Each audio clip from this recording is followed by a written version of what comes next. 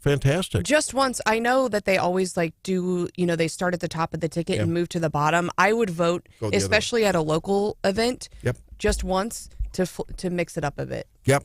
I told Adam Schwadron, would it be fun if they just did it reversed, if they had maybe figured out who had the most concise and, had a history of that, the most concise speech, and then they go first. Concise and they get rewarded. And politician in the same sentence. Yeah. Nope. Not going to happen. Nope. James Coyne was there. He's the opponent for Stephen Weber. Yep. That's I'd like to see that. I'd like to see those issues get contested more. He gave a very he sort of read his speech, but it's a very a patriotic, pro-first principles, like let's ask the important questions. What is government's role in your life? Those fundamental questions. And as we look now to the Kamala Harris campaign as it moves forward, having secured the necessary number of delegates, I guess it just needs to be formalized now. She will be the candidate. And some interesting things going on in her campaign. We'll be talking about that, as well as the fact her first foreign policy decision is going to create a lot of controversy with Benjamin Netanyahu speaking to a joint session of Congress with which she will not be speaking. Right, John? That's not a first, but it's catching everyone's attention. It's I think it's registering with a lot of people on the other side, isn't it? Yeah. And, she's speaking to a very important organization. It is true. During the summer. Yeah. A sorority. Yeah. So, you could understand why she would prioritize that. Well, maybe she's making a statement. This is going to be, and I don't think it's in our place it's not in our favor for those of us who do not want her to be elected to focus on identity. This is interesting. We're being, on Fox News, as I was driving in, I heard the Fox News feed, and everyone, including Lawrence Brown, the African-American co-host, saying, now, look, we can't go there with DEI hire. Can't talk about her as a diversity hire. Yet she will be talking all about things other than policy when it comes to Donald Trump. That's what's very interesting. So you'll see hypocrisy reigning. She will try to take the focus off of policy, except when she's speaking to identity groups. So that's why she's going to choose the sorority, the young women voters or would-be voters, previously disenchanted voters with Joe Biden. Polls are saying that in those demographics, blacks, young people, the likelihood to vote is now up in high single digits, 4, 5, 6% already after a pivot from Biden. That could make a big difference in this upcoming election. Well, and I've already seen folks say, don't believe these first couple of polls because, she's going to get a bump and that's like a honeymoon bump and it's going to come back down. I'm not so, definitely I think she's in a better place than Joe Biden. And I think not taking her seriously as a candidate really we do ourselves a disservice. Yep. I saw one of my favorite people. I just love Harmeet. We get to hang out at some RNLA events. I'm hoping she makes the next conference because I look up to her. I think she's smart. I think she gets it. And she put this out yesterday. I think it was exactly on. She said on Twitter, before y'all get cocky, remember they elected Fetterman 1.0 and Baseman Biden. Focus. And she said, bleep posting doesn't turn out the vote, shoe leather does. Yeah. And I think she's right on. I think, everyone's wanting to talk about Kamala's past and her personal stuff and kind of discount her. But she's a bad candidate. She is. But they've elected bad candidates, really bad candidates before. And so we have to take her seriously and figure out a way. We have to pivot, right? Like we have to run an entirely different campaign than we were going to run, I think. And I heard her on the stump last night. Having someone as bad of a candidate as she is, she's at least present. She's here. She can express herself. She's very effective. She's very effective. And I think there's going to be a reinvention of her. I think they're going to. I think you'll see a modification of her laugh. You'll see her become very serious-minded, very policy-oriented, just daring Donald Trump to take the bait and try to call her a bird brain or some other, silly name. Nasty woman. That's not going to work well. I don't think so. Clips from the vice presidential debates when she debated Mike Pence are sort of resurfacing, and she actually did pretty well in those debates. So I think it would be interesting to see her debate Donald Trump, and I am still hoping and praying that we get to see that because I think that would be a pretty good debate. And as he much says as he's game. Yeah. As much as we're all behind Donald Trump because he's the party nominee, I will double down on what I said. I wish I had it on tape, and I'm just going to say it, well, more than once probably. It's coming to fruition. I was concerned about this. I was concerned that Donald Trump's baggage, which not because we think it's important, not because we realize lawfare has been used against him, that doesn't matter. It's the perception of the body politic that's going to be at the ballot box. And he's got a lot of baggage. And there are other MAGA policy-oriented candidates that don't have that baggage. And I hope that this rush to Trumpism doesn't come back to bite the old GOP. I'm just saying. But there are other MAGA candidates out there, but no one has, and I'm going to use the Gen Z term, riz, like President Trump does. I mean, the guy has twice in 2 days. The craziest charisma. And I mean, the video that came out yesterday, he's on the golf course with who? Bryson? Is it DeChambeau? The big golfer guy. Anyway, They went out on Trump's course. It's basically, if you've ever seen one of those football videos where they like mic someone up on the sideline or on the field, it's mic'd up Trump in the golf cart talking about how beautiful his golf course is, how great his shot is, how they're gonna his playlist in the golf cart. I mean, he's just relatable and likable, and I don't, in a way that, the creepy smile from DeSantis, love DeSantis isn't, right? Like, it's just not. But at the same time, we're talking about how important policy is. And doesn't that get diminished when it's all about Trump's beautiful golf course and his playlist and he drinks Coke and he stays up all night and whatever? I mean, if we're going to make it about policy, let's make it about policy. And let's make sure that Donald Trump doesn't say the greatest economy the world's ever seen. It wasn't the greatest economy. It's never been. It was a great economy. And I do think it's about policy. And I think seeing that side of Trump where he's relatable and authentic means that when you do hear him on stage and he's talking about policy and talking about his patriotism and talking about his love for the country, that you can believe what he says. I don't believe a word out of Kamala's mouth. That's true. So if he changes the relatable, if he weaves the relatable Donald Trump and discards the unrelatable, silly, hateful Donald Trump or silly name-calling Donald Trump, I think that is not going to resonate with the people that are torn between Donald Trump and the economy they remember under him and Kamala Harris promising everything for everyone. I mean, she's promising health care for all. I mean, that appeals to people. So Donald Trump can't call people names, but Bill Eigel can? Oh. What does that have to do with anything? I'm talking about Kamala Harris. You don't want candidates to be calling names that it's silly, and we're allowing it to go on in Missouri in a way that I think is really disgraceful. Maybe you were not here, but I really clamp down on so-called grassroots MAGA Republicans who call others rhinos. I think that's inexcusable. It's low-hanging fruit. It's not right. It's not good. It's been overused at this point. It's one of those, take a shot every time you hear. And I understand it's an efficient way of sort of making a statement about an establishment, but no. I'm just really glad if I ever decide to run for office that nothing really rhymes with Stephanie. Because, not only do you have to call people names, but it also has to rhyme because, that's, but Belle. The way, Belle's pretty rhymable. Yeah. We rung her bell. That's right. And I think we're all a little back on our heels because they've come out in full force, a lot of energy. We predicted it. They're gonna coronate her. They already have. She's the anointed one. Now suddenly someone who couldn't get one delegate in the primaries is suddenly the second coming. We all see that, but we are not going to make the difference in the election. None of the people there last night at the GOP Boone County Social Ice Cream Social, your friends are going to make the difference. Lisa Meyer's statements was very true. Get involved.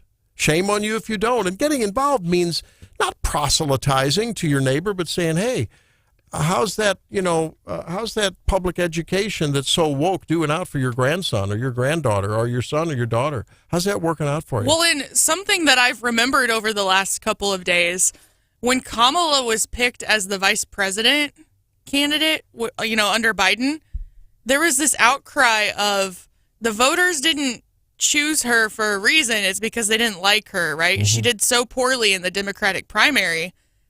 And this just feels like a repeat. And so my question is, why do the Dems want her in power so badly? Because she can get all the money. She was the only person who could access the money, right? Pretty sure. And she's an identity hire. And I mean, I know can't- we're not supposed to say it. She's an identity hire. There has been no more loyal group to the Democrat Party than black women, period. Yes. Yeah. They could not skip her. If they did, it would be over for them, not just for this election, but for many elections to come. And personally, in their own sphere of influence, right? How can you dare if you go outside the tent? I mean, you know, what do we call the woman version of an Uncle Tom? I don't know, but you know what I mean? That's the way you'd be demonized, I would think, in your local community, in your local circles, if you don't fully endorse her without qualification. And I think that those people are going to be influential.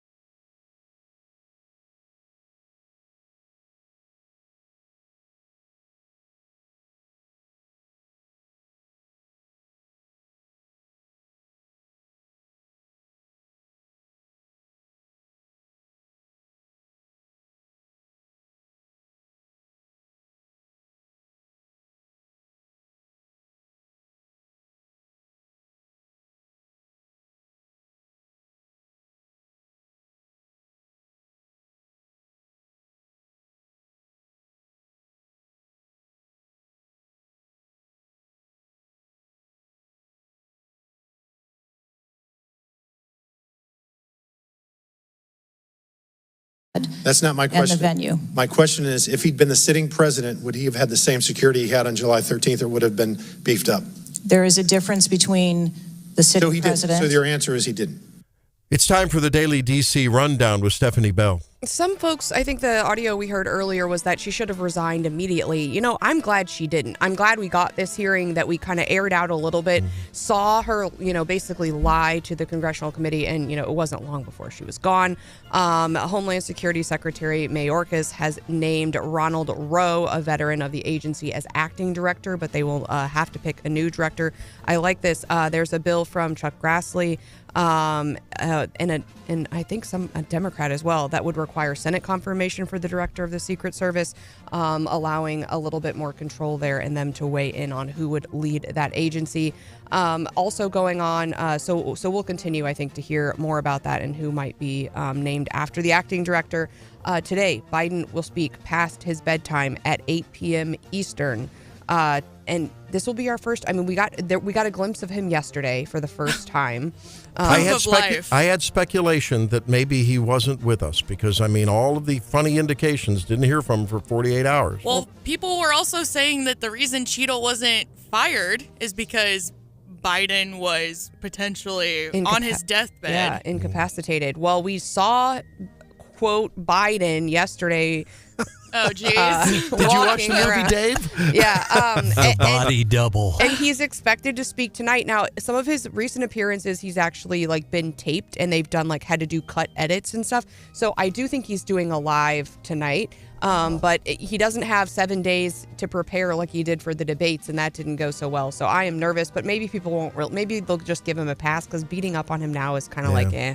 So we will see that. We will also see Bibi Netanyahu at Congress today. Kamala Harris will not preside, which leaves it to Ben Cardin, who's chair of the Senate Foreign Relations Committee, will preside. Of course, we've got a long list of Democrats who are protesting and who will not be there.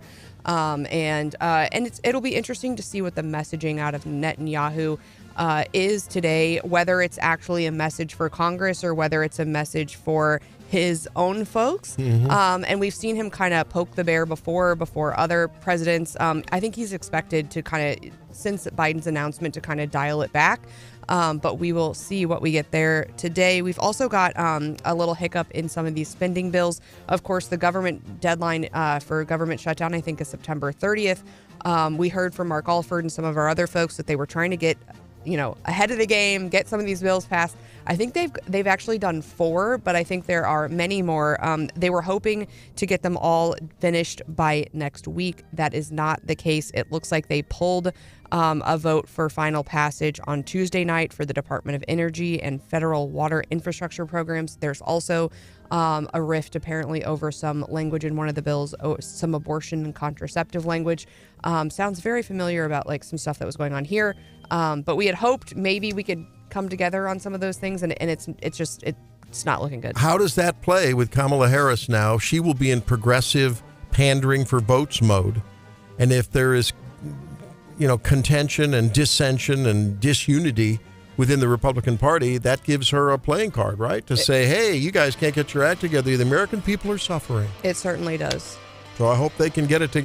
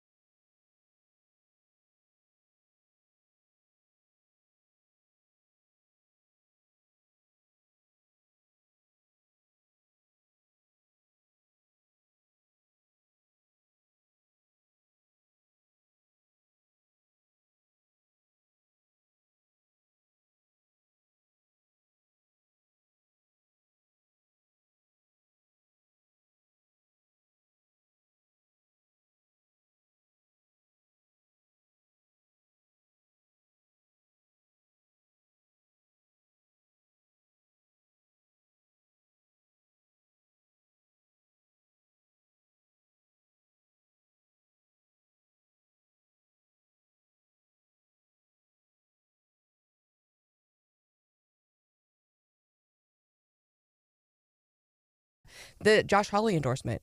Oh, did he? Yeah, And so good. Josh Hawley came out and endorsed Andrew Bailey officially. Now, Josh Hawley, I don't think he's made many endorsements. And, I'd be interested in your take on that, Randy, just in that, I think there's been some speculation about whether Trump will weigh in. So far, the only race that Trump has really weighed in Missouri, I think, is the 3rd congressional district. Right. But, is there, I think in the hierarchy of endorsements, I think, Josh Hawley's high up there. If you can't get a Trump endorsement, and if Trump never weighs in, that would essentially, I think, be the highest one you could get. And that endorsement, I think, does shine brighter in light of the heat that Will Sharp has taken with his doubling down on his very controversial ad where he's got, was it a rocket launcher or something? And he blows up a bunch of boxes, and flamethrowers and all that stuff. Well, and he's kind of running because he did represent Trump in some of these cases. So he's representing, I'm the Trump lawyer. He was on Fox every other day. Oh, twice a day, I think 4 times every a day. day. But I'm the Trump lawyer, and now you see that contrasted with, now I'm endorsed by Josh Hawley. So we'll see how that plays out. But I think some of these races are going to be, I think they're going to be tight. Yeah. I think that the law and order is going to be an interesting gambit to see how on the national stage, because that's going to be a big topic of conversation. I mean, Kamala Harris had some crazy inconsistencies when she was a DA and then the AG. And then on the other hand, Donald Trump has a strong record of, pro law enforcement at the local level as well as at the border, of course.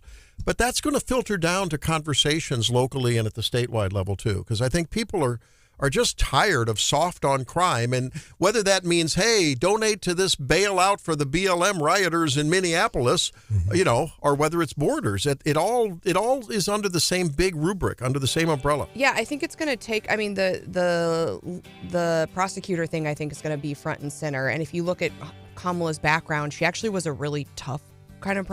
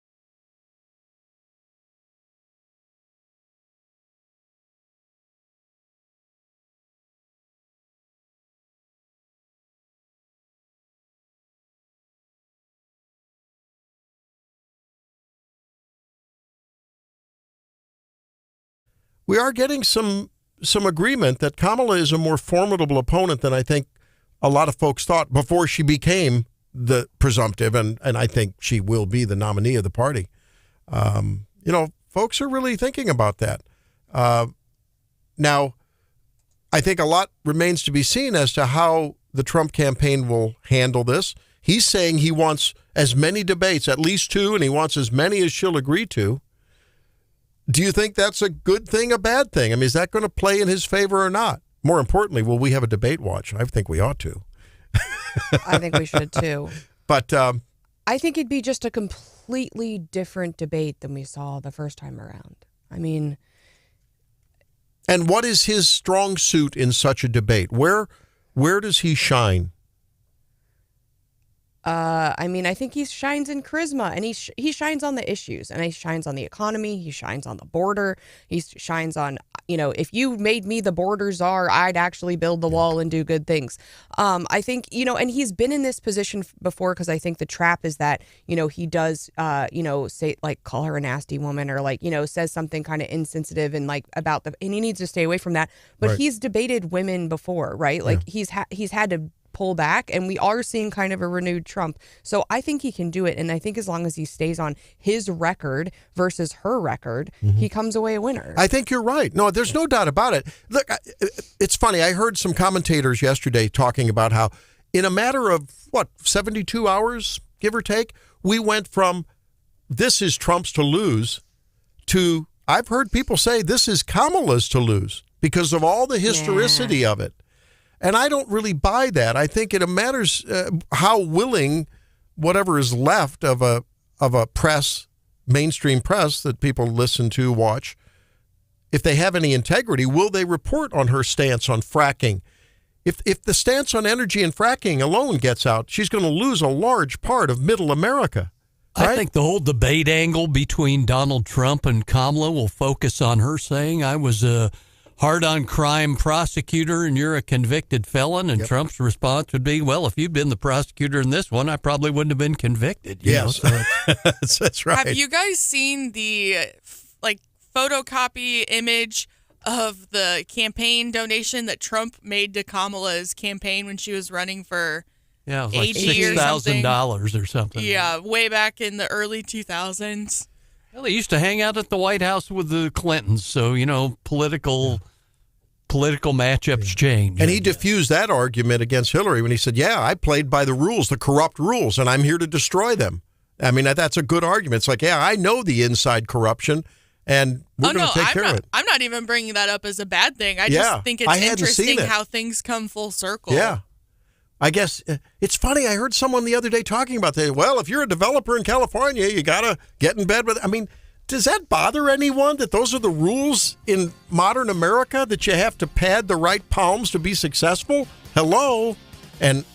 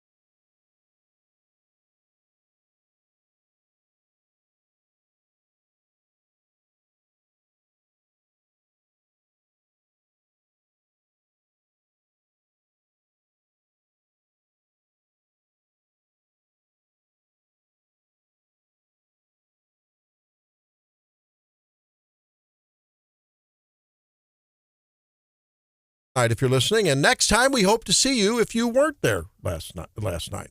A great event, and like you say, Stephanie, we'll have to look for a bigger venue next time, right? They'll need a bigger place. It was a big turnout. I know Nice. they were out of chairs, I think, before the event was even slated to start. They scooped a lot of ice cream. I think we ate a lot of pulled pork. And it was just good to see so many friends in Boone County and so many candidates there speaking to everybody. Great to see. So thank you for coming out if you were there. And the last really, big regional get-together I know of until, that was the last Boone County committee event before the primary. But we have a big Trump train this Saturday, right? Yeah, Trump train and convoy. I'll be there emceeing. I think we're headed from Booneville to Pilot Grove. We will end up at the Copper Penny. The info is on Facebook, so... Let's ask Larry Behrens if the cars and the various vehicles involved in that will be all electric vehicles running and getting charged up with all of the multitude of charging stations that are now spread across the country thanks to Joe Biden and Pete Buttigieg. How you doing, Larry Behrens?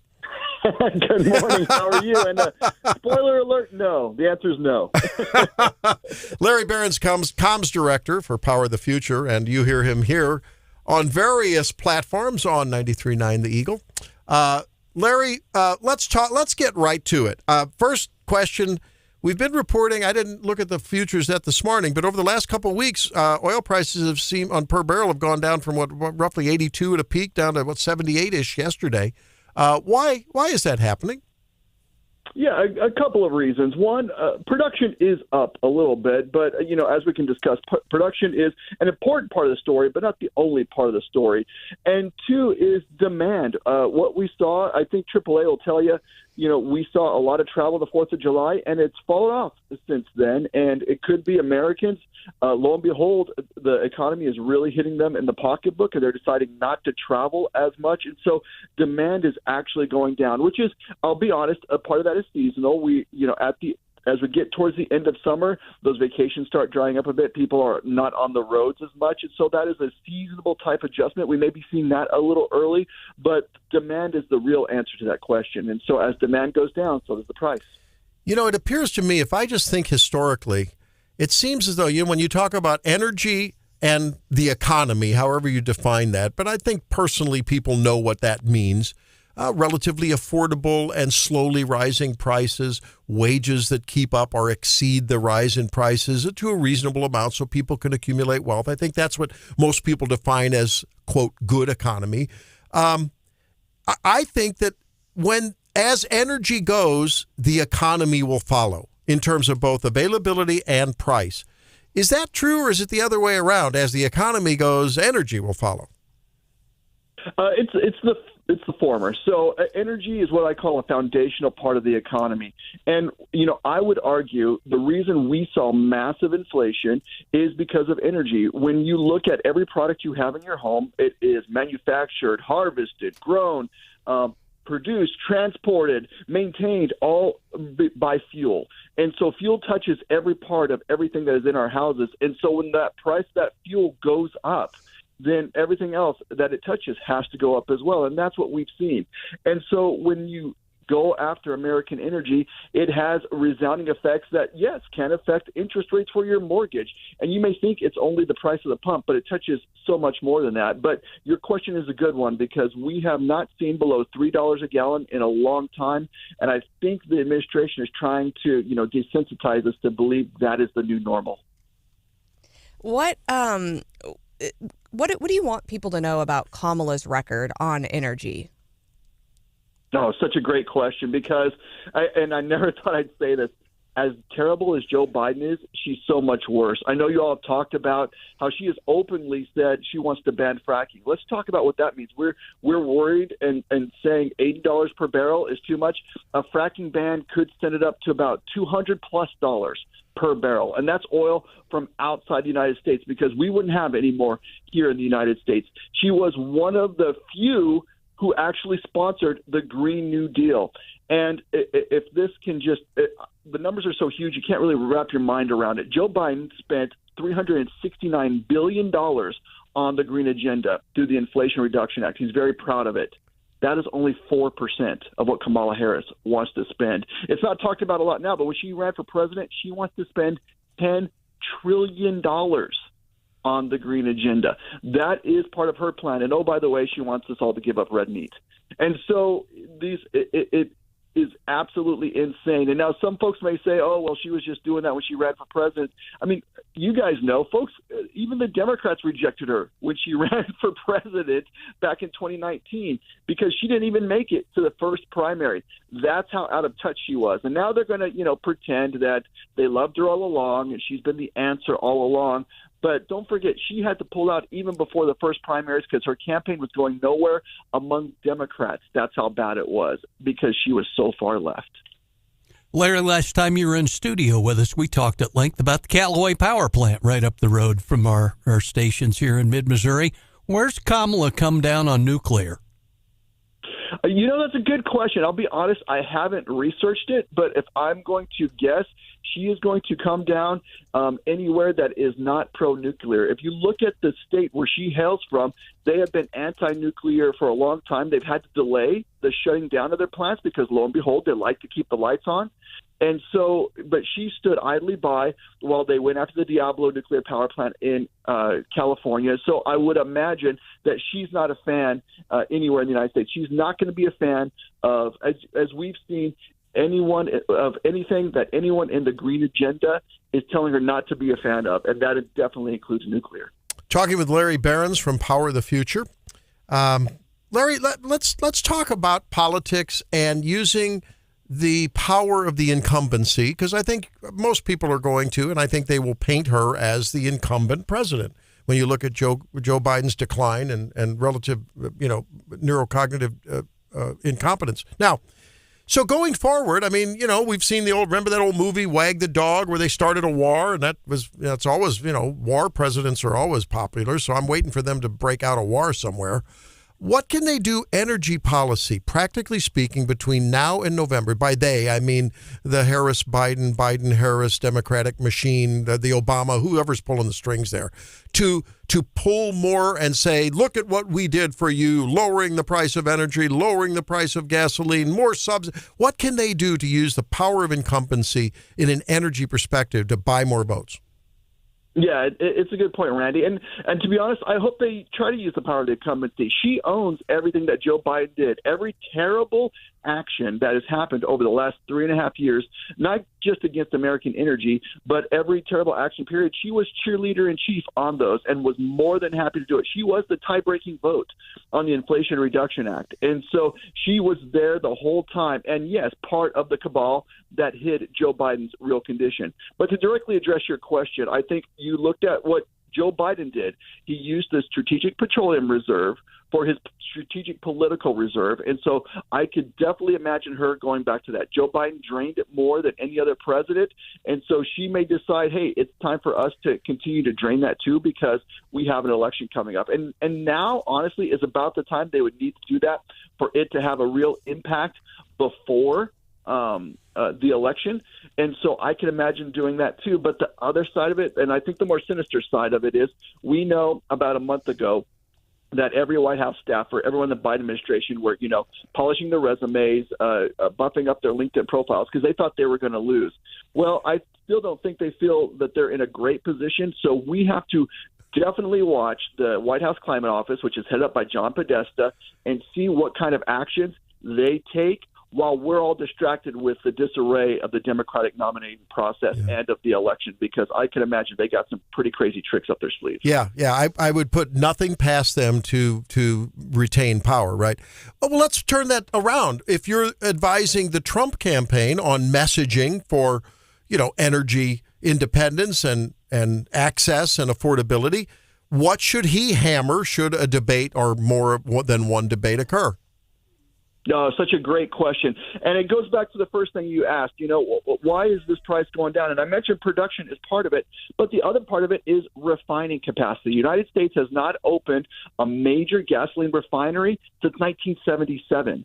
And so it's not just production that helps lower prices. It is actually our refining capacity. And full disclosure, most of those refineries are tucked in along the Gulf Coast, Texas, Louisiana area, Mississippi. And so when you look at our refining capacity, it would help lower prices if the Trump administration says, you know what, we're going to open up more refineries too. It's not just production we're going to go after, it's the processing of these materials as well. And the second part, honestly, it's not sexy, but it gets a lot of results, is mining. We have a lot of mineral resources in the United States that Joe Biden should love because it goes into all of his EVs, but he has shut it down. And so he shut it down in Minnesota. He's definitely shut it down in Alaska and a lot of places where it would create job and create products for that. And so I know, digging in the ground is not a sexy answer, but that is a lot of material for us and a lot of profit. Well, and I think there's nostalgic appeal there too, right? I mean, that sort of embodies the hard-working, sacrificial,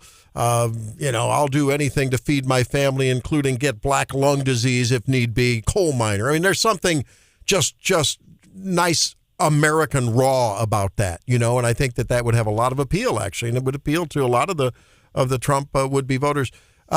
Okay, so it sounds like there are policy issues that we can discuss that will really get, I think, a lot of the middle interested if they'll listen. And I guess that's going to be the big question, Larry. Will they listen? Can they get beyond identity tribalism in politics, which sadly already they're playing on that, break the glass ceiling. They're giving her the coronation. She's wearing the crown already.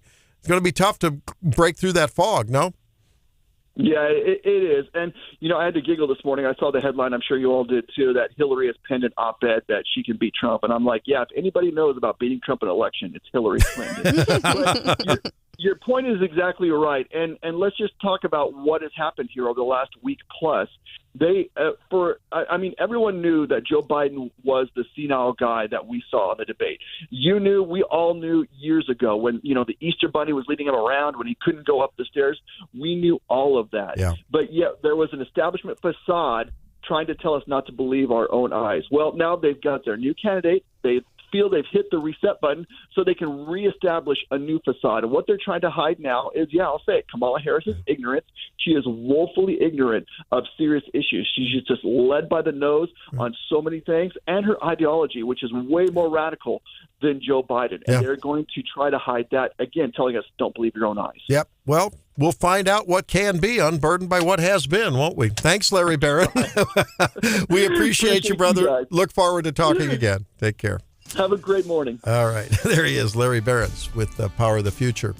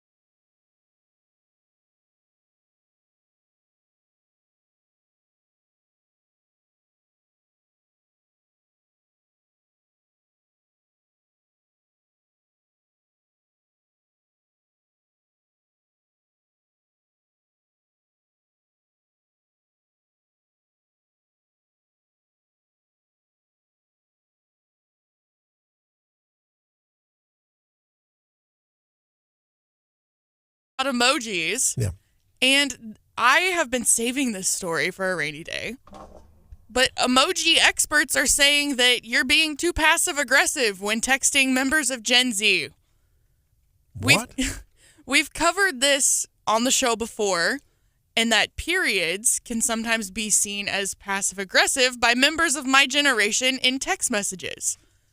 Like if I were to text you, Randy, and say, okay, period, would you think anything about that?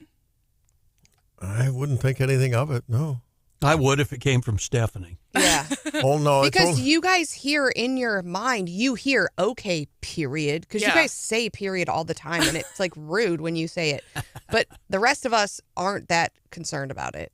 Yeah, so you could be unintentionally stressing out or insulting your favorite member of Gen Z just by the way you text. So punctuation in text messages, we've covered that before, but now there's a new one. Oh.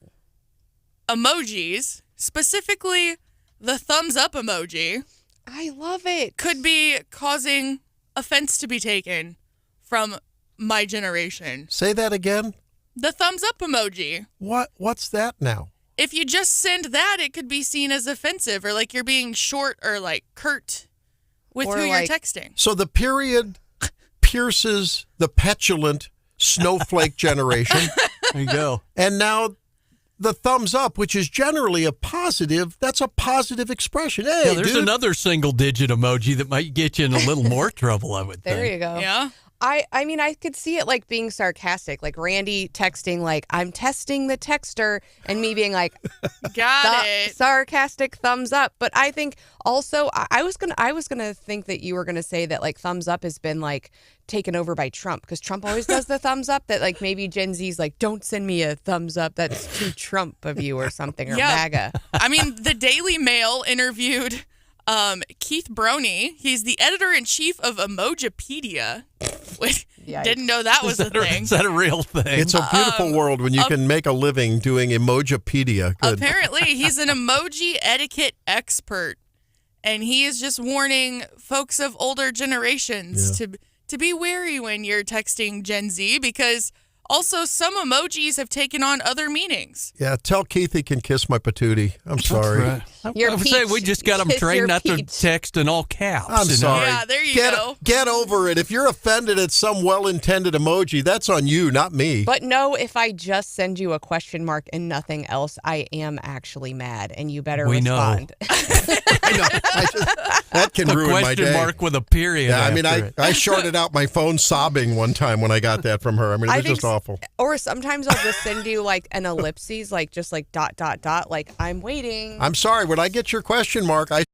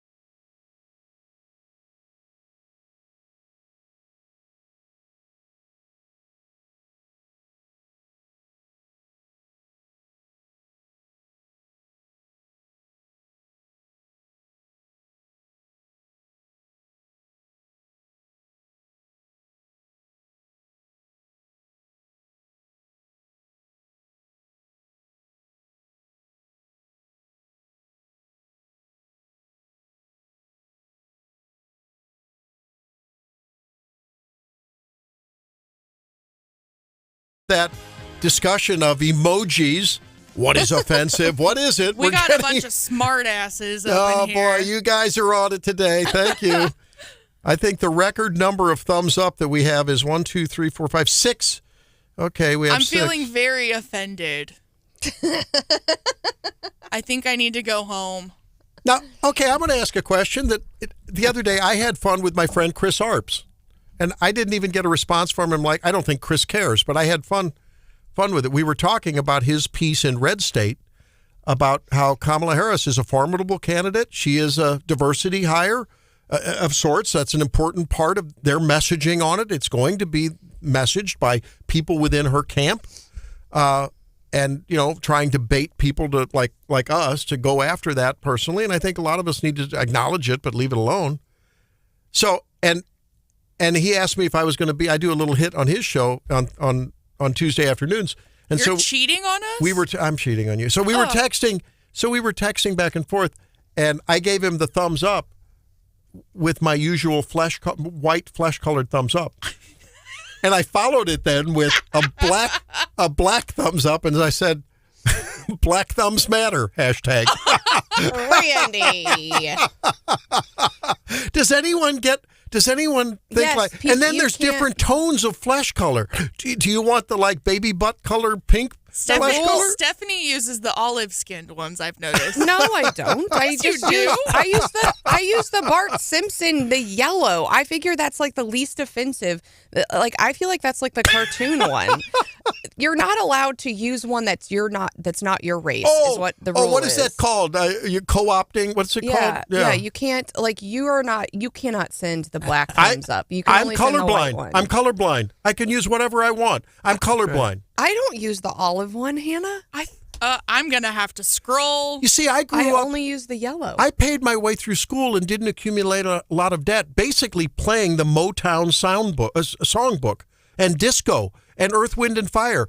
And I was on stage with the OJs. I toured with Lou Rawls. I am colorblind. Where is this going? So why can't I use the black thumb emoji if I want? Why does Maybe it you matter? should go over to the Kamala camp and start using the coconut tree. Oh, Yikes. speaking of which, have you heard that so apparently brat is some kind of a... I have been trying to follow this, and I What does brat mean? legitimately do not understand. So there's videos surfacing online now over the last couple of days referring to Kamala Harris as a brat. And I think this is referring to sort of her coconut tree stuff and sort of the memification that the right has come to use against her. But now they're taking advantage of this brat thing, and they're going to try to appeal to young people. It has to do with British pop star Charlie XCX, who I have never heard of in my life. That's a woman, Charlie. Charlie? Is that it? CHARLI. Yeah. Okay, well, anyway, she has a June album named Brat. Uh-huh. And somehow I saw there's something about neon green, and she said something nice about Kamala, and now Kamala's a brat, but that's like a good brat. I was going to say, I saw... You think you just fell out of a coconut? Yeah, see? And that's what they're doing. They've got you fell out of a coconut tree, and they got a picture of her in sunglasses with a coconut tree, looking real sort of Caribbean, you know? I saw one of the comms people for one of the statewide candidates actually post something about their candidate and use the hashtag brat thing. So it is a good thing. I'm trying to find what it means. This is what. So Charlie XCX said that being a brat is about just that girl who is a little messy and likes to party and maybe says dumb things sometimes. And then said on Sunday, Kamala is brat. So you're not a brat. You are brat. So here's the TikTok thing. That doesn't sound like a good thing. You're messy and you like to party and you say dumb things. Yeah, but I mean, that defines Generation Z. Here we go, Hannah. Don't comment. You think you just fell out of a coconut tree? Feelings exist in the context of all in which you live and what came before you. See? That's a little TikTok. Oh, and now the Democratic Lieutenant Governors Association is selling Dimma Brat. Yeah. Merch. They're gonna capitalize on this.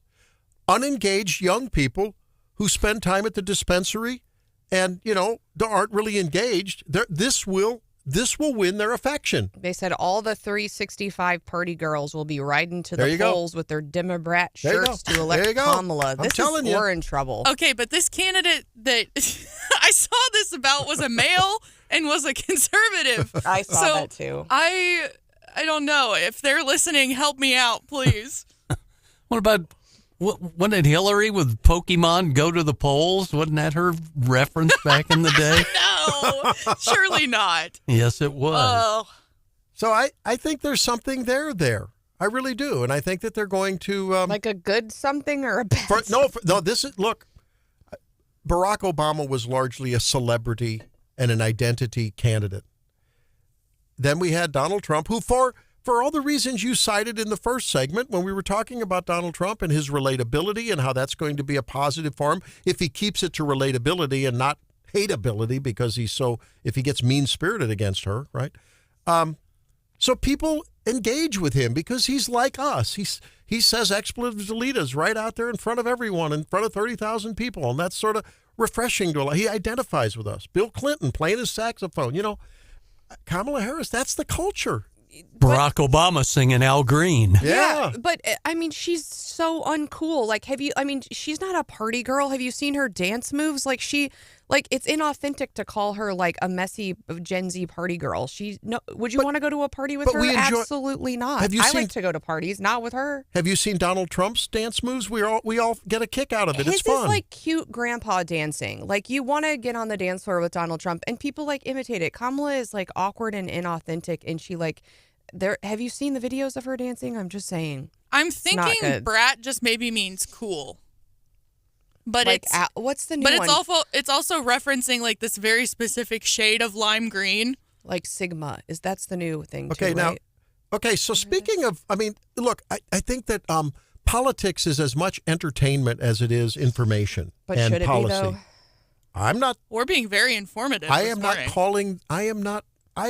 I look at the world as this broad blank canvas on which the people paint their landscape. And I'm just looking at the landscape and describing it as I see it, not as I would paint the landscape. I'd paint it differently. Well, I'm looking at the landscape yesterday, too, and I'm thinking it's watching us as well. If you didn't see yesterday at Yellowstone, there was like a huge explosion. I know. Yeah. And I'm thinking, yeah, they're looking at us, seeing what's happening, and they're like, we're going to take care of this for you. Apparently, we should not be alarmed, but if you've seen the video, it is pretty scary. Now, Well, and Randy, I do have to call you out a little bit. That was a very flowery stance for you to take for a guy whose nickname is Poopy Pants. What a flowery? What do you mean flowery? I'm not. You name me Poopy Pants, not me. Well, I'm Mr. Happy Pants all the time. And False. Here, I'll prove it. Now, I am not lent to, and we are very careful about playing campaign ads. They have to either be compelling, but especially creative. If they're creative and they're unique and they grab your attention, and I'm agnostic on this. If I see a good Democrat ad, if I see a communist ad, if it's a creative piece of work that's going to get people's attention, I will play it. I will spotlight it. like the candidate for treasurer, Cody Smith, had a good one this week. Let's do that. Okay. Want to do that now? Let's do that. Sure. What? Play it. Oh, well, give me just a Okay, second. well, before we do that, okay, you're going to play. Well, let me play this one. So do you guys follow Laura Loomer? She's a little bit of a sort of conspiracy gal on Twitter, a little bit, but she comes up with some interesting. She says, "Wow, Bill Eigel, candidate for governor." She's a national. Okay, this is Bill Eigel's ad. Now you have to picture Bill Eigel has a flag behind him. This is not an endorsement of Bill Eigel. I am not making an endorsement on any candidate anywhere. Okay. So until after the primaries. Now, so he's standing there, and there's a Hispanic translator standing alongside him, and this is how it unfolds. You think that guy's actually a translator? No. Well, no. Hopefully. Okay, here's how it unfolds. Now, and I'm Bill Eigel. I'm running for governor to crack down on illegal immigration. Él es Bill Eigel y tomará medidas Subtitle said he's Bill Eigel. He'll crack down on immigration. No more taxpayer handouts for illegals, period. Nada. Zilch. Zero. Translator says no more illegals, no more money, the party's over. We're throwing them in jail and sending them back where they came from. Ay, caramba. It's a great commercial. That's That's a catchy commercial because it's basically sending a message to the tens of thousands of illegals who, by the way, I have confirmed Who aren't all Mexican. I have confirmed, well, but the vast majority of them some- are. The vast majority. I mean, look, you've got to play the odds. The odds are that if you take the universe of illegal immigrants, the vast majority of them come across the southern border. Stephanie's working on a Google search. You hear how fast her fingers just flew across that keyboard? Mexico accounted for 39% of the nation's unauthorized immigrants in 2021. That's a plurality. Just saying. I still think it's an effective ad because No, I think it's certainly different. it's an effective ad. We're obviously talking about it, right? Yeah. I think it's effective at drying up the trial lawyer's money. This was the 30-second ad we saw from candidate for treasurer. Here we go. Cody Smith this week. Good. Washington, Reagan, Trump. Memorable names, great hair. I'm Cody Smith. I'm not so lucky. But it didn't stop me from building a business, cutting taxes, or fighting illegal immigration. I'm a former banker and a bold conservative. As your state treasurer, I'll protect taxpayers and make sure woke companies and Chinese bankers don't get a dime of our money. Cody Smith, a bold conservative for treasurer. That's a great ad. Good one. There That's were a a great couple ad. close-ups of his bald head in the commercial, so it made me chuckle. It was well done, and it was like entertaining and interesting, that's but great. without being like The only person he's poking fun at is himself. Yeah, and I think, I mean, the airwaves, I mean, they're just crowded right now. And so you have to come up with something to stand out. And I mean, I think we've all talked about it, but I think how many ads are running about China, something. Oh, man. A lot. China farmland. And so he did it. You did it. we all did it. I mean, I think at this point, I'm convinced I voted for China. I don't know. I mean, I literally, it's a lot. But But the point right now is that we got less than 14 days now. So you have to come up with a message that kind of stands out. And candidates are trying to do that. I think Cody Smith's ad is one that, you know, I think will stand out amongst all of the others. And Bill Eigel's attempting, I don't, you know, personally, I don't. It did go pretty viral on X. I think, was it Laura Boebert or Laura Loomer? Laura Loomer. Yeah, she retweeted it. So, I mean, it did get a lot of attention online. Yeah. As have Valentina's ads. Oh, man. Yeah, I bristle at Valentina. She uses the F word like it's like, I mean, she makes a drunken sailor embarrassed. I mean, that's just, I don't get it. Why You does don't she like do cussing? that? Well, Yeah, not maybe it's a translation issue. She should have opted for a thumbs up instead. I don't know who she thinks she's attracting with that kind of language. The It's younger generation. just, well, okay, whatever. It's not. Okay, so we'll move on. John, Not going to play that one then, are we? No, I'm not sorry. poopy pants. Well, it's just inappropriate. It's just absolutely inappropriate in a political ad. John, what's on your plate coming up? Is that your starting quarterback or a sixth grader? Oh. Wow.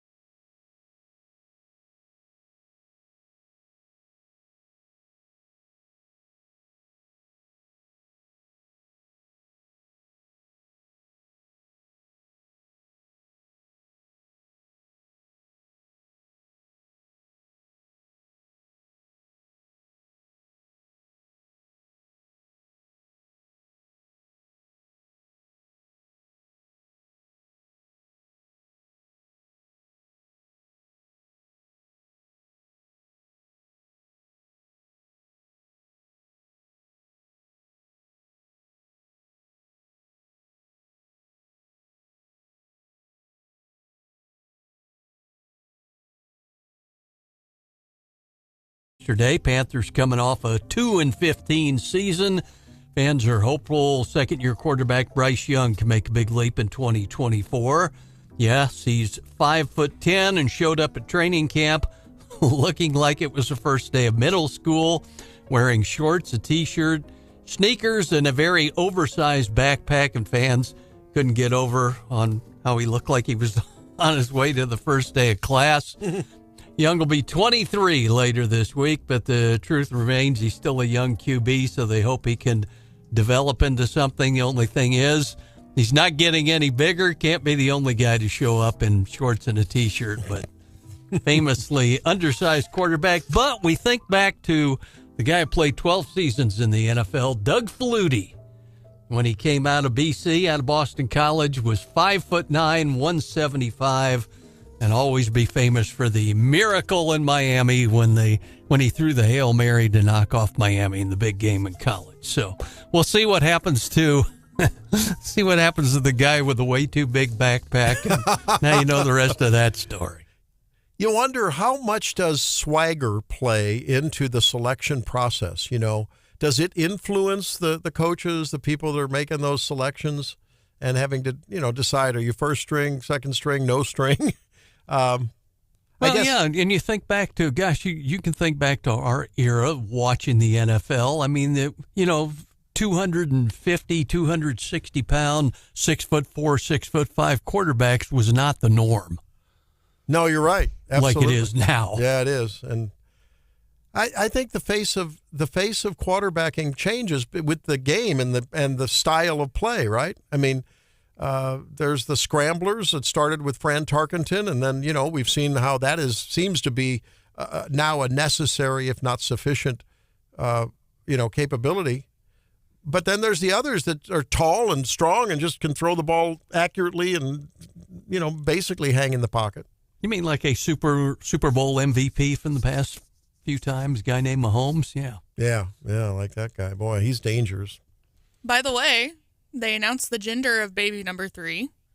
Man, I've been waiting for that. What was it? I know. I can't. Oh, my God. I lost sleep over that. He also got asked about it and was like, how many more? And he was like, I'm done. Oh, he's done. Well, we'll see. Well, when the news broke that they were announcing number 3, Cousin Andy and I, our desks are by each other. We were doing the math on when said baby might arrive, and it's looking like a playoffs baby. Oh. Uh-oh. Potentially. There you go. We don't know the due date, but we were crunching some numbers, and that's a little scary. Ooh, could be a tough decision time? No. I don't know.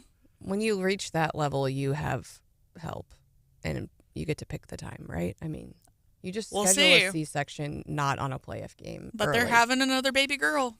And his wife, she's sort of like a model or influencer or something. She was on Sports Illustrated. Yeah. Yeah. Well, she was quite the soccer player in her own right back in the day. Really? Yeah. Huh.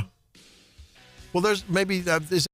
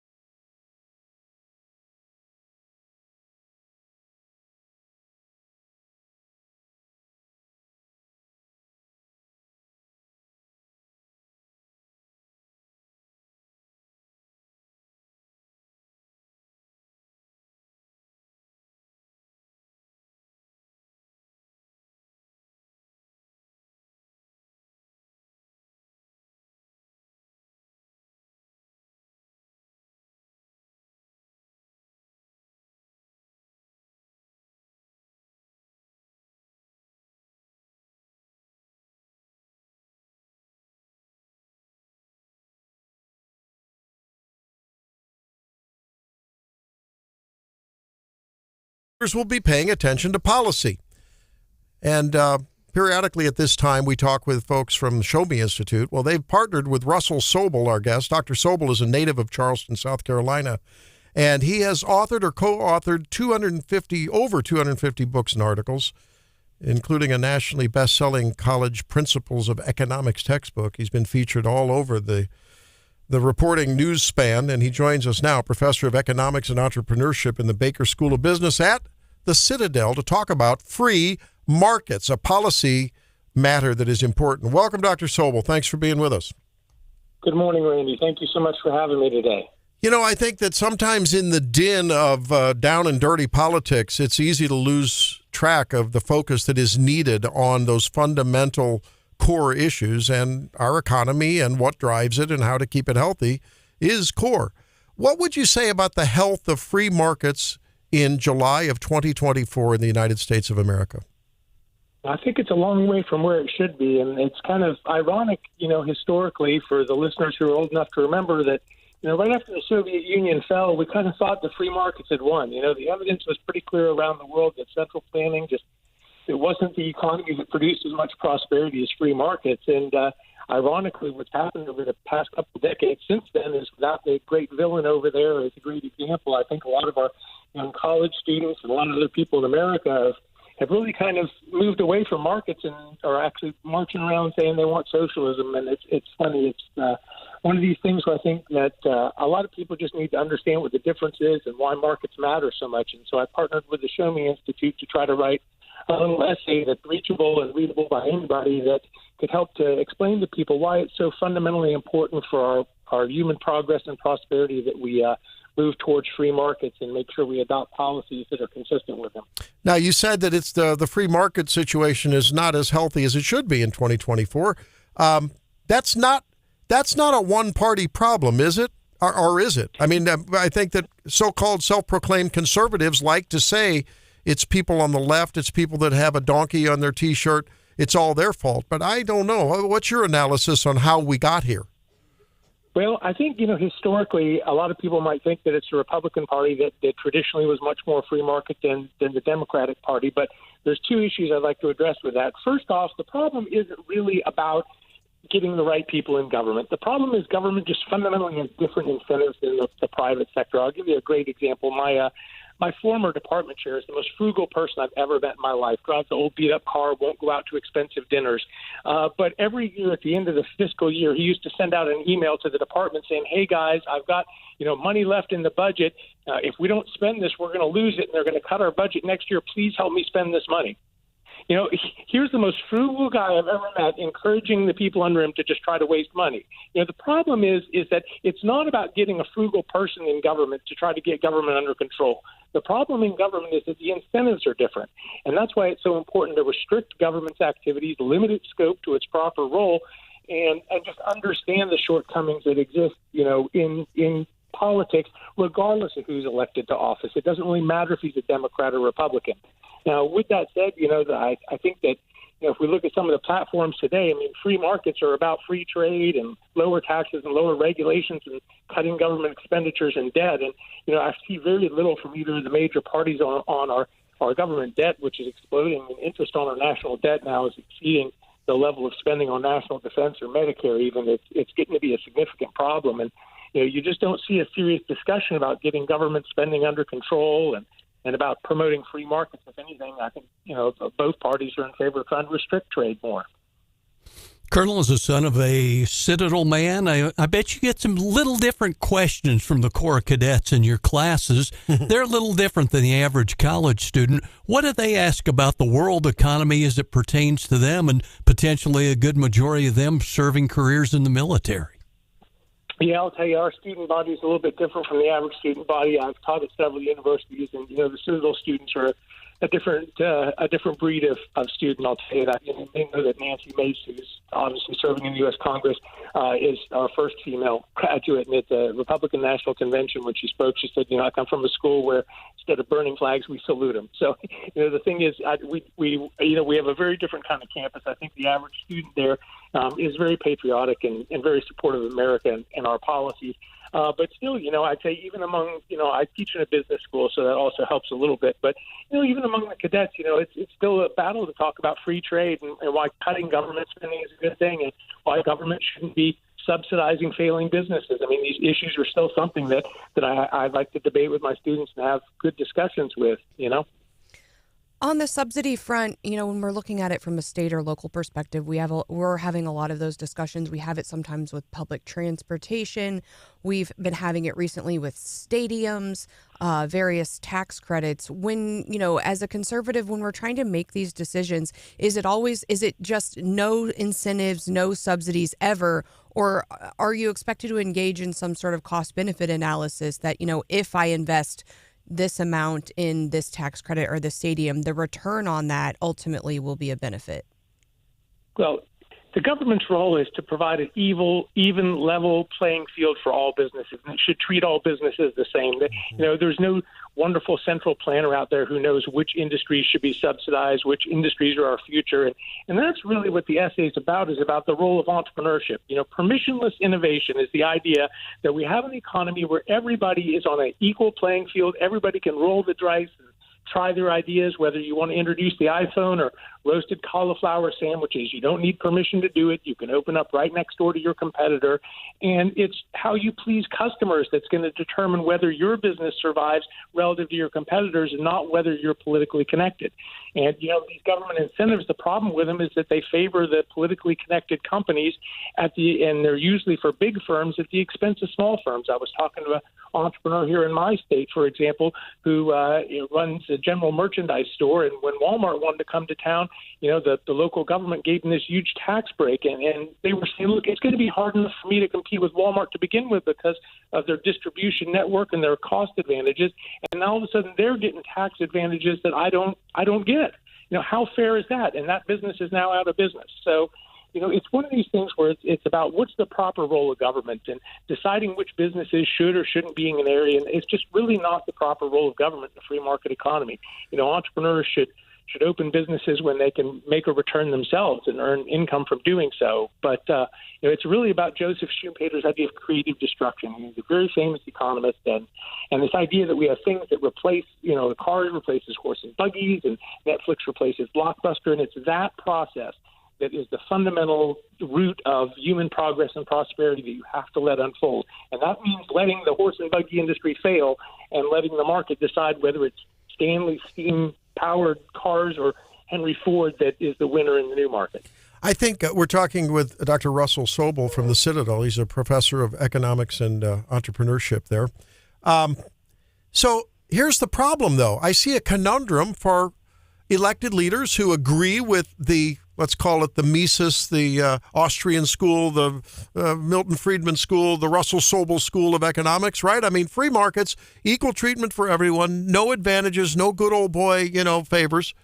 However, we're in this environment where, right here in Columbia, Missouri, where they make the hot dogs, that company, Oscar Mayer, is threatening to, to pull out, Kraft, to pull out. They're basically playing Peter against Paul, and they're looking at other venues and where can I get? Well, if we're in a current environment where those seem to be the rules of the road, sort of like early voting are the rules of the road, and when we don't play that game, Republicans don't do very well. How do you infuse enough people with this ideology to get general agreement that one community will be the first or the second or one of the pioneer communities, if you will, to return to that, hey, no special treatment, even if we lose a business? What is it to their advantage in this environment to return to that simpler, freer market time? Well, usually these advantages and these incentives are given out because there's other problems with the state's business climate. For example, here in South Carolina, we have one of the highest rates of property taxes on capital equipment in the nation. So frequently we can't recruit a business like Boeing to locate here unless our incentives specifically reduce that. The better thing to do is reduce the property tax on capital equipment for all firms. Having a good business climate is the best incentive you can have. If there was some national proposal to adopt a constitutional amendment that states can't do this, that would be great too. That we could strain them all.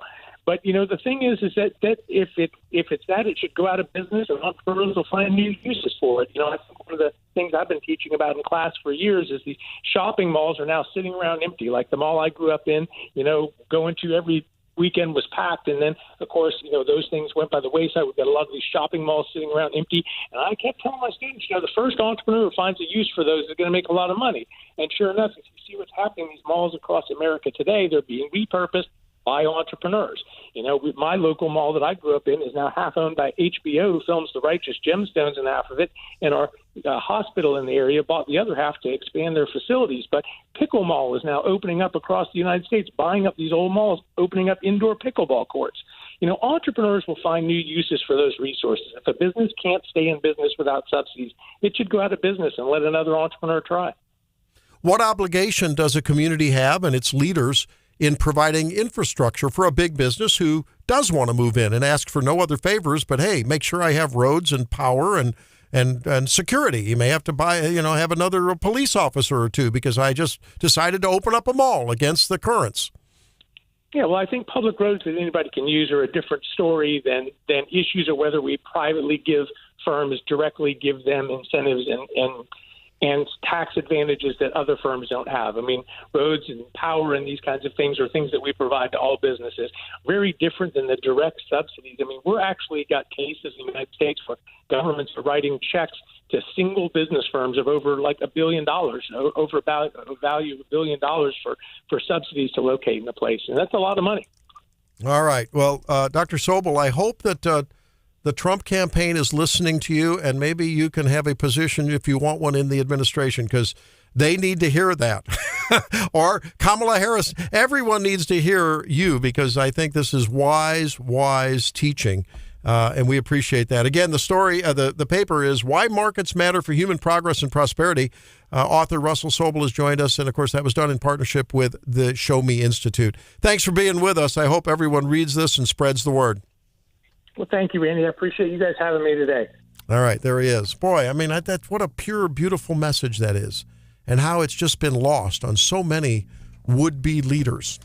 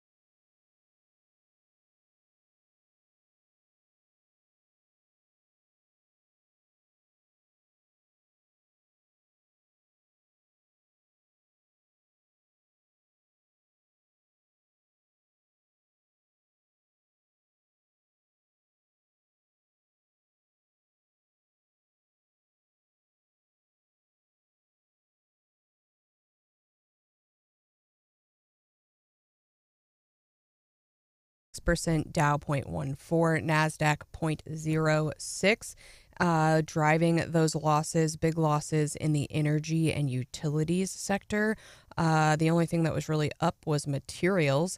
As we look toward today, it looks like we're all back in the red again this morning, so, and pretty significantly. So keep your eye on that. Could be a down day. John with the big sigh. So I love tech. I love gadgets and gizmos. It's kind of my thing, even though I don't know anything about emojis or whatever. What are we having, a brat summer or something? Don't know anything about that. Do you have who's its and what's its galore as well? I do. I just love my gizmos, and I love I can't convert to a Mac computer because I do too much like lawyering work and it doesn't play nice with Mac, but everything else in my life is an Apple product, and usually, as Hannah knows, is dead. I have all the chargers here this morning. Can confirm. However, Apple, there's this age-old question that people have been trying to solve for a really long time. Apple has solved it. Bigger really is better, is what we're hearing from Apple today. No, they've got a new watch coming out. And if you've checked this out lately, I have the Apple Watch. I feel like it is already ginormous. And I buy the smaller, like the women's version. It is a bit of hardware. And it's not, and people say like, it's not particularly cute with your outfit either. But Apple Watches to have an even larger face size in Series 10 models. I'm blaming this on boomer generations, Hannah, in that they're probably like, I can't read this, little bitty watch. Small. Right. So in that way, they're going to, and so I'm like, how could you make these any bigger and it still actually even be a watch, like look like a watch? It's going to be ridiculous. In the other, like Dick Tracy. Well, and so here's where I'm going. So we're also finding out, and we heard rumors of this, but now actually they have determined that Apple is in the process of making a foldable iPhone. So your iPhone would just fold right in the middle. Now, Samsung already has a version of this, and someone else has one that like opens up like a book, and it doesn't really affect the screen. So I think, the phones, I have the Macs, they're getting very big, and they're like, oh my gosh, like everyone wants a big phone, but they actually, you can no longer put it in your pocket. No. And so they're going to make it foldable. And so I'm thinking, at what point are we going to just put the foldable phone on our watch or on our wrist and just walk around like that? Instead of your phone on a holster, it'll be on your wrist. Right? I think we're coming just put together. the chip in your head and cut out the middle, man. Oh, there you go. Elon will put one in your head. He'll implant one. But yeah, the watch is getting bigger, the phone's getting smaller. I'm like, at some point, are we going to converge? And they're still, obviously trying to convince you to wear all this weird stuff on your face.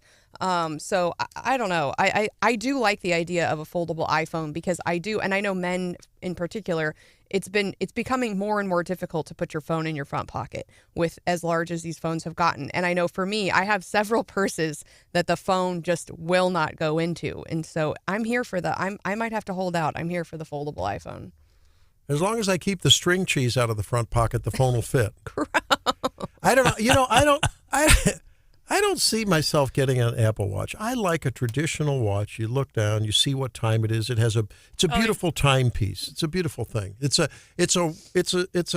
a workmanship wonder, right? I mean, have you ever looked at the beautiful gadgetry within the watch? Have you ever taken a watch apart? They're beautiful things. No. Somewhere out there, one of the Tobler children is listening right now going, thank God we don't have to teach Dad how to use an Apple Watch. Well, I have a collection of a few watches, some that wind themselves. I am the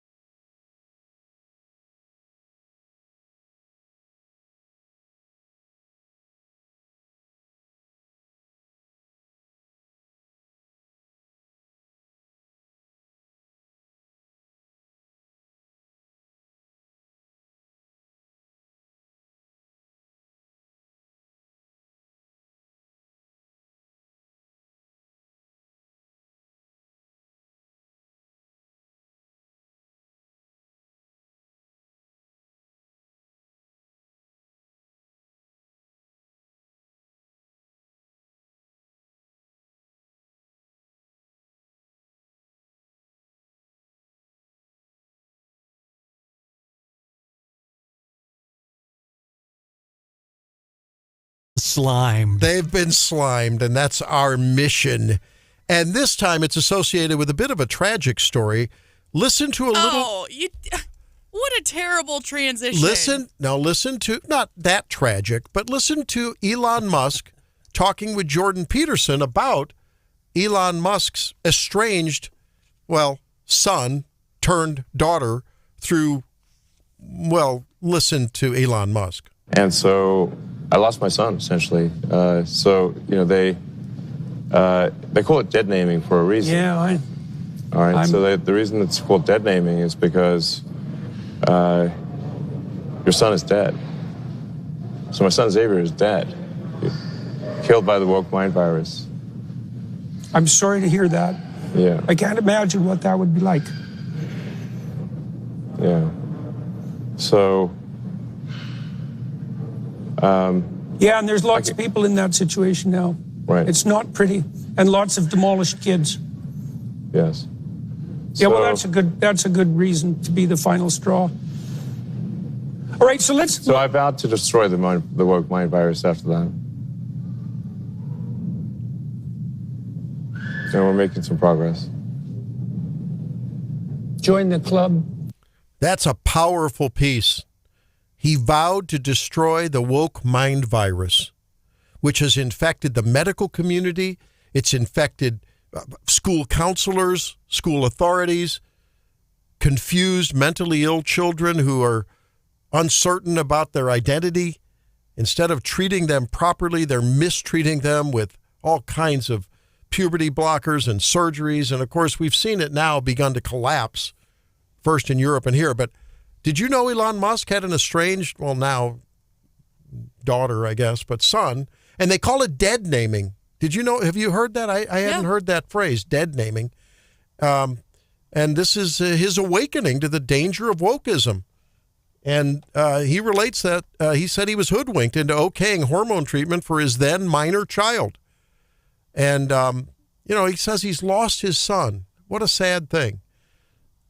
So, although I will say, have you seen the names that Elon gives his kids? I am not pretty out there, aren't they? Well, Xavier, that's not a bad name. I think, isn't that the nickname though? Oh. Wasn't it it looks like your password, like a password requirement. There's letters, capital letters. Isn't there numbers in there? Yeah, I think that kiddo might still be a baby, but Xavier Musk, who now goes by Vivian Wilson, cut ties with Elon in 2022. He lost his son. Thank you, woke mind virus infected community. I mean, I think there's nothing wrong with acknowledging these kids need help and that they're mentally disturbed and confused, but they need help. They don't need radical puberty blocker hormone treatment. So that's enough for some woke busting this morning. But look, people talk about, you guys that are so anti-woke, well, be inclusive, be tolerant. That's what we hear from the left all the time. You'll hear that in the Harris campaign. Well, this is Elon Musk. I mean, a lot of people who love Elon Musk are on the left. They're progressive. They love his advancement, his technology, his innovation, his changing of the way we live. I mean, sending rockets into space, pretty soon human tourism into space, all of the great advancements. If you like a Tesla, great, buy a Tesla. By the way, those shares are down. How many Cybertrucks have you seen around town lately? I've seen a lot. I've never seen a Cybertruck for real. Yeah, I saw one the other day. Are they driving around? Yeah. I don't know how many of that crowd still is in love with Elon Musk after his pledge to donate millions upon millions to the Trump campaign between now and November. But now he's dialing it back. That's another story. The Washington Examiner is reporting that he did not say that. That in fact he is, and in this very interview with Jordan Peterson, he says, I don't know where they got that from. I'm not donating $45 million. This is just this morning I saw this. So I don't know where he's at. I think he remains sort of mysterious and unpredictable, and that's part of his appeal, I guess. You don't know what he's going to say. But I guess part of his, what do you think, John? Part of his mission to destroy the woke mind virus was purchasing Twitter, I think, because it gives people a free rein. Those who have detransitioned to say, hey, time out, watch out what you're getting into. You may regret it. And now he regrets it. And the rollback on the... believe it or not, Trump statement, could be trying to keep his consumer base happy, i.e. Tesla buyers. Yeah, maybe a business decision there. Yeah, could be. So anyway, that's what the Washington Examiner is reporting now. I don't. That's just the one story I've seen on it. Yeah. So. If we, I think we have a guest coming up when we usually do leftovers. I do have a leftover. I was thinking that I saw the Missouri River boat race started yesterday. John, did you see that? And I know I had a lot of friends who were getting ready to go. And like 2 weeks ago, because of the water was so high, they thought this thing might not actually happen. And so I was shocked when I saw some folks headed out there and said, yep, we're going. And they're even saying that it looks like the weather's going to cooperate for them as well. So that's how many miles is it? I think 300 some. Yeah. And so, does it end in Jefferson City or do they keep going? I think they go from Kansas City to St. Louis or the other way around? Maybe. So what kind of boats? Kayaks and canoes. Oh, okay. Not like cigar boats, power boats. No, kayaks and canoes. These people are working hard. Hand-powered boats. Yeah. Wow. And they do it every year. And I think they said there's tons of people that participate. This year, nearly 700 racers, around 500 kayaks and canoes are taking off from Caw Point. That is neat. On the Missouri River. And so they will be passing through mid-Missouri. But I was glad to see, I know a lot of people really enjoy that and enjoy getting to watch it. And so I'm glad to see that that's happening locally. Yeah, my daughter lives next to someone that they go out, they're avid kayakers. Every weekend they're out kayaking and camping and stuff. It's a really great sport. And build up a lot of upper body strength, that's for sure, especially if you're kayaking upstream. Do we have are there any what's been going on in the Ozark streams? I haven't been down to one of those streams canoeing in a while. Is that business still flourishing? Float trips, everyone's still doing that? You don't hear a lot about it. I go most years. I think I got rained out last year. Yeah. I'm still planning to go this year. Usually I go over into like the Rolla, like Merrimack, St. James area, and it's just beautiful. It's beautiful. It's one of my favorite days of the year. Nothing. Yeah, pick a summer weekend on the current of the Jack's Fork, and you'll find out in a hurry how successful the float trip business still is. All right. Well, I was going to play this for leftovers, but we've got an event coming up, and we're going to talk with SSM Healthcare after the break. But I found this. This was a cute little imitator. All these little imitators are coming out of the woodworks doing their imitations, and this is one who tied together Trump, Biden, Obama, Clinton, Mitch McConnell, Newsom, Bernie Sanders, and Tucker all in one. Are you ready for it, Hannah? TikTok. They shot me and missed me like a dog. It's sad what happened. They tried to take out your favorite president. Even Mitch agrees. Well, listen, what you have to realize is, if somebody had shot at me, I simply would have frozen up completely, Barack. Now, we have to realize that in America, political violence of any form has absolutely no place, Ted. If somebody shot at me, I would have been on the first flight to Cancun, Gavin. Now, Donald Trump may be a bully and a fraud, but violence has no place in this country, except if you live in California. Bernie, Mr. Trump, though he's a member of the top 10th of 1%, I'm grateful he's safe DeSantis. Listen, Donald Trump, he's the greatest president of my lifetime. I worship the guy. Thank God he's okay. Bill Clinton, I love shooting loads. I really do. Tucker, good evening and welcome to Tucker Carlson tonight. I actually predicted the assassination, Dr. Fauci. Whenever you do try to hurt somebody, wear a mask. Make sure. President Biden, it's no joke. It's no joke. We're going to solve this at the battle box. At the battle box. President Lincoln's safe. He's doing well. Not bad. Not bad. How many different impersonations was that in a minute and 10 seconds? Not bad at all. It's very good. We're getting fact-checked by our friends about the river race because it's called the MR340.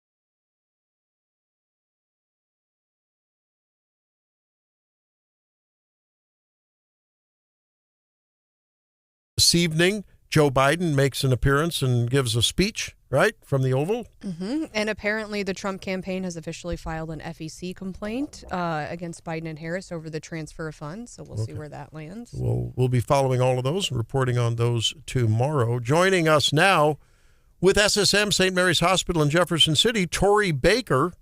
And if you're approaching 50 or over 50, there's an event that we need to tell you about. You need to think about attending for definite sure. It looks really good. Tori, welcome into Wake Up Mid-Missouri. Thank you. Good morning.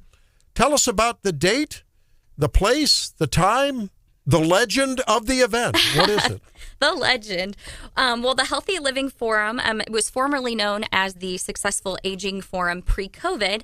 It's going to take place on August 13th from 8 to 2:30 at the Capitol Plaza Hotel. It's an opportunity for adults in our community, like you said, from new retirees to seniors to connect to healthy resources, volunteer organizations, of course, our doctors at St. Mary's and other medical professionals in the community. Talk to us about a familiar face to Mid-Missouri TV viewers who's going to be taking part, somebody we haven't seen on TV in a while. Sure. My good friend Jim Reek, who many of you know is a longtime sports and news anchor in Mid-Missouri, he's going to open the event to talk about what he's been doing to stay healthy and thrive in retirement. We also have another comedian and performer who's going to take the stage after lunch for a little entertainment. So on top of all of the resources and, talks from our medical providers, we've got some fun in there too. So this is a most of the day event, Tuesday, August 13th, 8 a to 2:30 p.m. at the Capitol Plaza Hotel. It's only $25 a crack. You get lunch for that, right? Health screenings, demonstrations. Yep, demonstrations, health screenings, lunch, and any proceeds from the event are going to benefit the St. Mary's Hospital Foundation, which is really important to us. You know, our practice, when I was in St. Louis, our practice was with St. Mary's, with SSM for a better part of 10 years. And really a great organization. They really led the field in quality and the Malcolm Baldridge Award process. And Sister Mary Jean Ryan, of course, the mover and shaker, they're a great friend of mine, actually, at that time. And so at any rate, it's a great organization, great hospital, and it's a great event. And, you think about, wait a minute, what is this about thriving in retirement at age 50? Only Stephanie Bell can afford to retire when she's 50. I mean, trolley company, an attorney and all that. I'm kidding you. But, you got to start thinking about how you're going to be when you retire, whether it's 50, 55, 60, or 65. You should get on that healthy retirement thing before you retire. Absolutely. I think it's interesting that Jim Reek's taking part in it, and Jim and I go way, way back, like further neither one of us admit, like school together. But Jim would be one of those kind of guys who would admit, he was never one to focus in on retirement. He did like 40-plus years on TV here in Mid-Missouri. And, yeah, he was on the golf course, 36 holes a day usually. But he's a perfect guy to talk about this, isn't he? Yes, absolutely. Yeah, I think hopefully he'll cover stuff more than golf, but you never know. You never know what he's going to say. His parrot, maybe. Yep, absolutely. Will the comedian be able to, if I show up, maybe put some hair on me? Could be the magic show? I was going to say, I think he's a magician as well, so we'll see. Yeah, maybe we can do some of that. What about folks like in my position? I've been having conversations with a lot of my friends, who have aging parents and aging folks in our life. Is there stuff for us to learn at this event? Oh, absolutely. Yes. We're going to have, of course, our medical providers as well as several different resources in the community, whether that's, physical health, mental health, things like that. So, yeah, I think there's definitely a benefit if you have an aging parent to attend the event as well. I think of the other day, Richard Simmons died. But Richard Simmons led a whole generation of people that got active into aerobics and having fun with it. I think a lot of people for the longest time in America thought of, I got to exercise. But exercise can be fun. And you don't even have to go to a gym, just moving in creative ways. And you don't need to have a lot of expensive equipment or buy a membership at the gym, although you can very affordably learn that kind of good, healthy exercise activity at the YMCA. They'll have a presence there, right? Yes, they will. The YMCA and JC Parks both offer a lot of healthy activities for folks in our community. And there were a ton of things that I actually wasn't aware of until we started planning this event. So I think it'll be really interesting for everybody. Yeah, I was going to say, whenever I come into the Southern Boone YMCA, they have a great Silver Sneakers program. And when I walk by, they've always got like balloons or they're like playing fun games. And I'm like, can I go do that workout today? That does look like fun. That's great. And you mentioned the JC Parks and Rec too. You don't have to do traditional, machine or free weight oriented exercise to get some benefit from just moving and just being active. And a lot of people, as they age, they have maybe arthritic problems or have other things. But there's always a creative way to keep moving and be active. And that is good for your mental health. I know that'll be a little bit of the thrust of some of the day's activities as well. Right, Tori?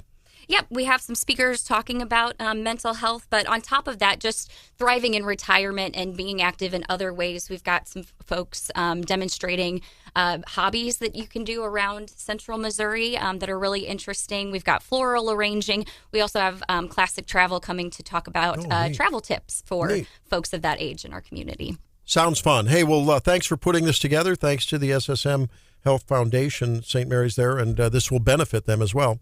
Again, yes, it's absolutely. August 13th. Where do people learn about it? If you'd like to register, you can call 573-681-3742, or you can go to give2ssmhealth.org/St. Mary's JC. All right. Hey, thanks for being with us, Tori. Appreciate it. Thank you so much. All right. That's a wrap on another show as we have a pipeline, a hose, just a fire hose of information coming your way. We will try to gather that all together and analyze and invite your input as always tomorrow. Can't wait to see how today goes because tomorrow will be exciting. Thanks for being with us. Have a great day. See you tomorrow. Bye.